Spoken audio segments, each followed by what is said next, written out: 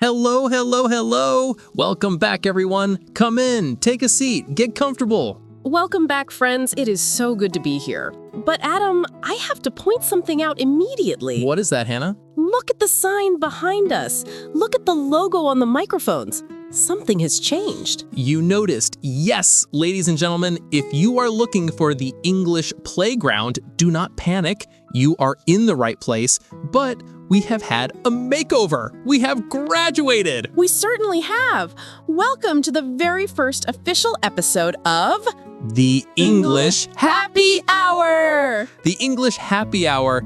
It sounds sophisticated, doesn't it? It sounds like we should be wearing tuxedos and evening gowns. Well, I am wearing a hoodie, so maybe not too sophisticated. But Adam, you should explain the name change to our listeners. Why Happy Hour? Great question. You see, when we started the English Playground, we loved the idea of having fun with English. We believe learning should be playful. Absolutely. If you aren't having fun, you aren't learning. Exactly. But playground sounds a little bit young. It sounds like recess. It sounds like swings and slides and sandboxes. And while I do love a good slide, who doesn't? Our listeners are adults. That's right. You guys are professionals. You have careers, you have degrees, you have busy lives. You deal with bosses and commutes and deadlines. And stress, so much stress. So we wanted to create a new vibe. We wanted this podcast to feel like that specific moment at the end of a long, hard week. You know the moment I mean? Oh, I know the moment when you finally close your laptop. Yes, you clock out, you meet your friends, you order a coffee or a tea or a juice, whatever makes you happy, and you just exhale.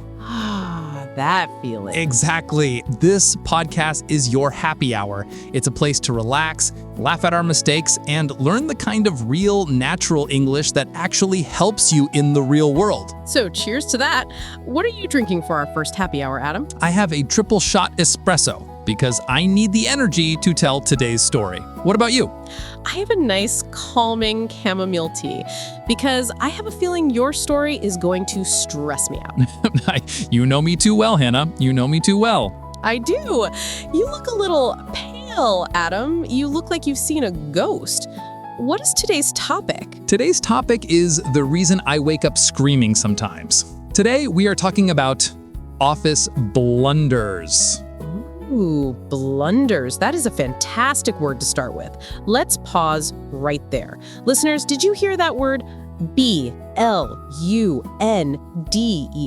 It sounds heavy, doesn't it? Like a bowling ball dropping on your foot. Blunder. It does. Adam, what is the difference between a mistake and a blunder? Good question. A mistake can be small, like a typo or forgetting to bring a pen to a meeting. That's a mistake. Right, everyone makes mistakes. But a blunder is a stupid, careless, usually embarrassing mistake. A blunder is when you trip over your own feet in front of the CEO. Or when you accidentally insult your boss. Oh, Hannah, why did you have to bring that up? Yes, that is the definition of a blunder. And today, I am going to tell you the story of my biggest professional blunder.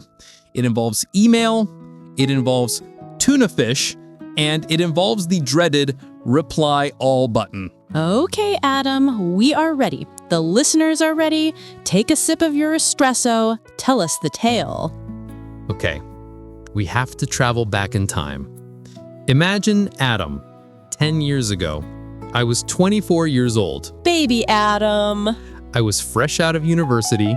I had just landed my first real job at a big marketing agency in the city. I was so excited. I bought new shirts. I bought a briefcase. I wanted everyone to think, wow, Adam is so cool. Adam is so professional. And were you cool and professional?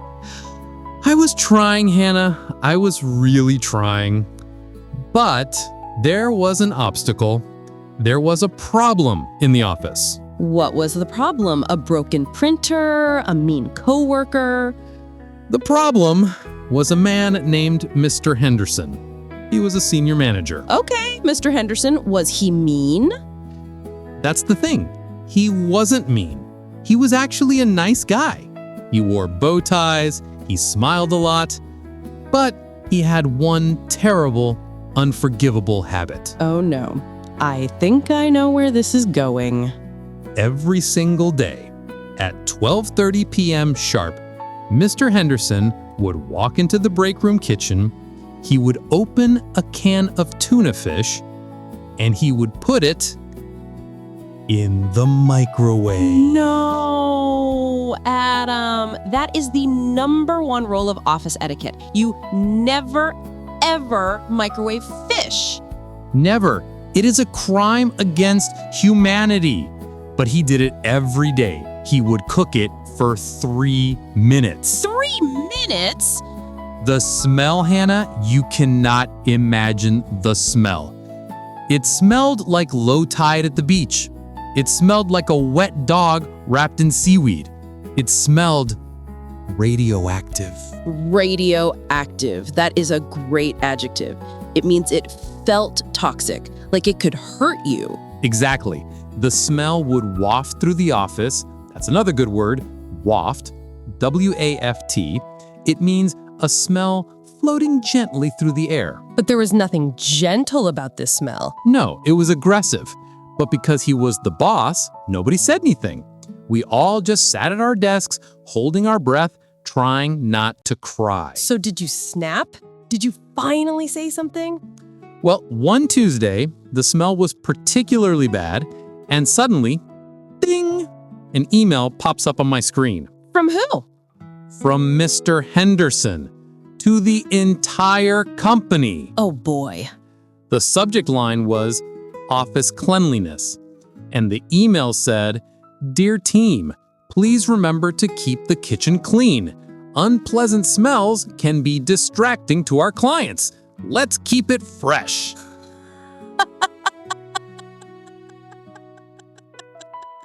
You are joking.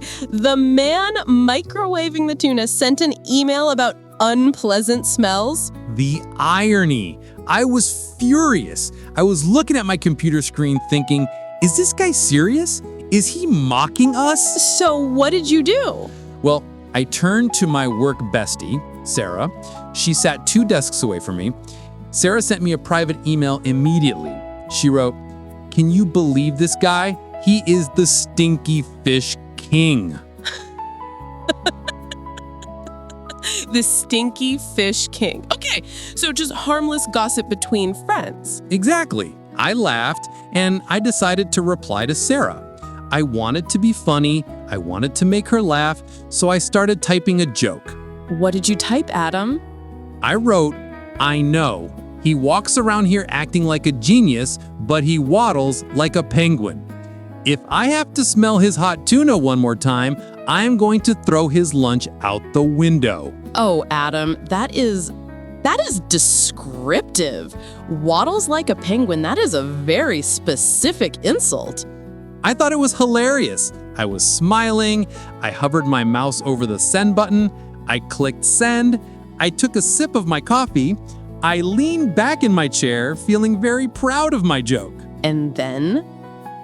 And then I decided to look at my sent folder just to read the joke again because I'm vain like that. Oh, no. And I saw the list of recipients. It didn't just say Sarah. What did it say? It said Sarah and reception and marketing team and sales team and HR and Mr. Henderson. No. You hit reply all. I hit reply all to 75 people, including the penguin himself. Oh my gosh, Adam, I am sweating just listening to this. The silence, I can imagine the silence in that office. Hannah, it wasn't just silence. It was a vacuum. It felt like time stopped. I could hear my own heart beating. Thump, thump, thump, thump.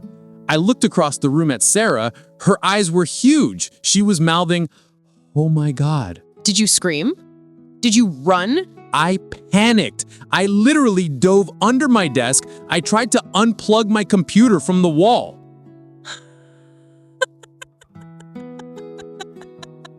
Adam, that's not how the internet works. You can't stop an email by pulling the plug. I know that now, but in that moment, I wasn't thinking. I just sat under my desk in the dark, hugging the power cable, waiting for security to come and drag me away. Okay, pause. Stop the story. We have to analyze this feeling. Do we have to? I am literally blushing right now just remembering it. Yes, we have to, because this is a gold mine for English vocabulary. Listeners, I want you to think, how would you describe Adam's feeling in that moment? Most people would say, he was sad, or he was embarrassed. But sad and embarrassed are basic words. They are too weak. They don't capture the horror of insulting your boss in front of 75 people. We need happy hour vocabulary. We need the strong stuff. I needed a word that felt like the end of the world. Exactly. So the first word I want to teach is mortified. Ooh, that is a beautiful word. Mortified. It sounds serious. Can you spell it for us, Adam? M-O-R-T-I-F-I-E-D. Listeners, this word comes from the Latin root mort, which means death. Like a mortuary or Voldemort? Exactly. So when you say, I was mortified, you are literally saying, I was embarrassed to death. It's very dramatic. Let's practice the pronunciation. It has 3 syllables. Mortified. Listeners, try it with me. I want you to say it with feeling. I was absolutely mortified. One more time. Really feel the shame. I was mortified. Perfect. Use it in another sentence, Adam. Okay, imagine you are on a first date. You are trying to be cool.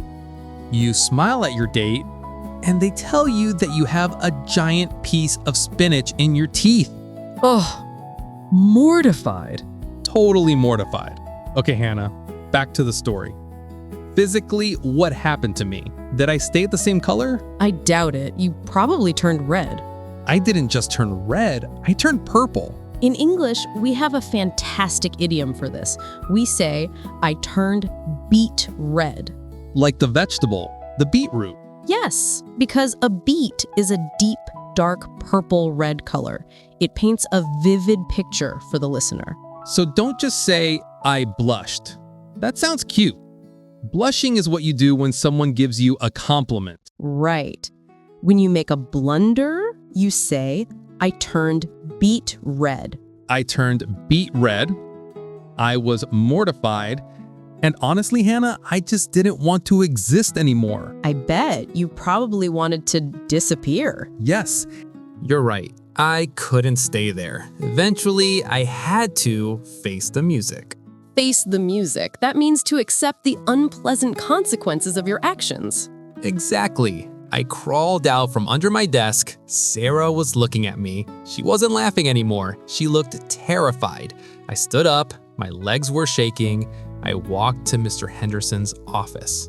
This is the critical moment, the apology. I knocked on the door. Knock, knock, knock. He said, come in. I opened the door, and there he was, eating his tuna. Of course he was. I walked in and I panicked. My brain froze. I reverted to casual English. I looked at him and said, hey boss, my bad. Wrong. Adam, no. What? My bad means I'm sorry. Adam, this is the English happy hour, not the slang hour. We need to talk about register. Register? Like a register, cash register? No. In linguistics, register means the level of formality. Low register, my bad. Use this when you spill a drink on your friend. Medium register, I'm sorry. Use this for normal mistakes. High register. Use this when you insult the boss and might lose your job. Okay, I clearly used the low register, and judging by Mr. Henderson's face, he didn't like it. So Hannah, teach me, how should I have apologized? Okay, listeners, grab your mental notebooks. Here is the professional apology formula. I'm muddy, save me. Step 1, the upgrade. Stop saying, "I'm sorry." Instead say, "Please accept my sincerest apologies." Please accept my sincerest apologies. Sincerest means the most sincere. It sounds very respectful. Exactly. It shows you understand the gravity, the seriousness of the situation. Listeners, try that. It flows nicely. Please accept my sincerest apologies. Okay, step 2. I need to explain why it happened, but I can't say I was being stupid. You can't call yourself stupid in a meeting. No, never insult yourself professionally. Instead, you use a magic noun, oversight. Oversight. O-V-E-R-S-I-G-H-T. An oversight is a mistake made because you failed to notice something. It suggests it was an accident, not a character flaw. So I say it was a terrible oversight on my part. Yes, on my part is a great addition. It means I take full responsibility. Okay, step 3. How do I say, usually I am a smart, good employee, but for 1 minute my brain just broke? This is my absolute favorite phrase in business English. You say, "It was a momentary lapse in judgment." A lapse, L-A-P-S-E. A lapse is a temporary failure. A lapse in memory means you forgot. A lapse in judgment means you made a bad choice. I love that. It separates me from the mistake. I am not stupid. My judgment just had a lapse. Exactly. So Adam, let's rewind time. You're back in the office, you open the door, try again using the happy hour formula. Okay, Mr. Henderson, please accept my sincerest apologies. That email was a momentary lapse in judgment. It was a terrible oversight on my part. I have the utmost respect for you. Bravo, Adam. If you had said that, you would have sounded like a CEO. Instead, I said, my bad, and he stared at me for a full minute. Did he fire you? Surprisingly, no. He said, Adam, that was a very vivid description of a penguin. And then he made me clean the microwave every Friday for a month. Honestly, that is a fair punishment. Justice was served. Okay, Hannah, I feel empowered. I feel professional. I want to make sure our listeners really get this. Me too. So it is time for our game segment. We call this Fix It. Here's how it works.